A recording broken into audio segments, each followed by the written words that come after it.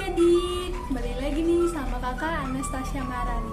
Di sini kakak akan menjelaskan tentang hukum Coulomb, di mana ada perbedaan antara benda bermuatan listrik positif dan benda bermuatan listrik negatif.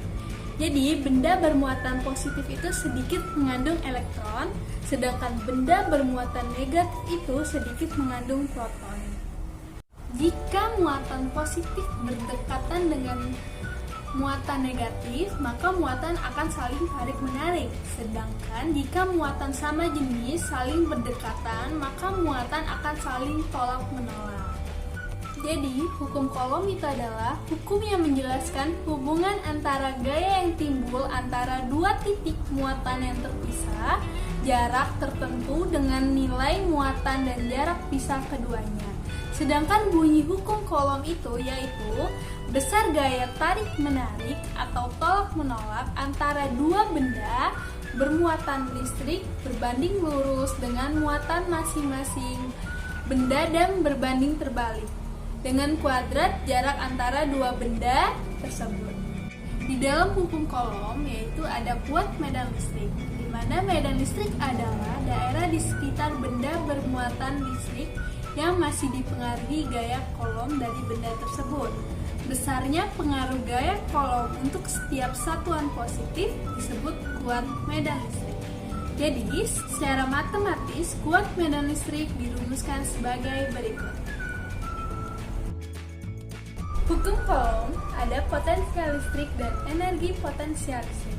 Potensial listrik adalah besaran usaha yang diperlukan untuk memudahkan satu satuan muatan listrik dari tak terhingga ke titik tersebut, yaitu V sama dengan E P per Q aksen.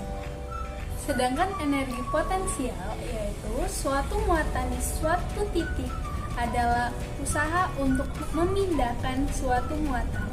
Uji dari tempat yang jauh tak terhingga ke suatu tempat di sekitar muatan sumber. Contoh hukum Coulomb dalam kehidupan sehari-hari, salah satunya adalah petir yang terjadi di saat hujan akan turun.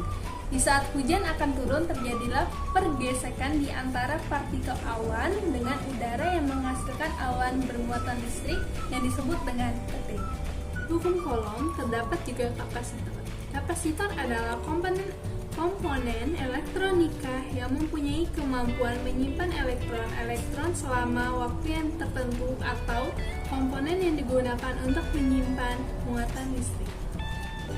Nah, jenis-jenis kapasitor itu ada dua adik-adik. Yang pertama yaitu kapasitor nilai tetap dan yang kedua itu kapasitor variabel. Nah, penerapan kapasitor dalam sehari-hari apa ya kira-kira? Yaitu memilih frekuensi pemancar pada pesawat radio. Demikian video dari saya. Terima kasih. Assalamualaikum warahmatullahi wabarakatuh.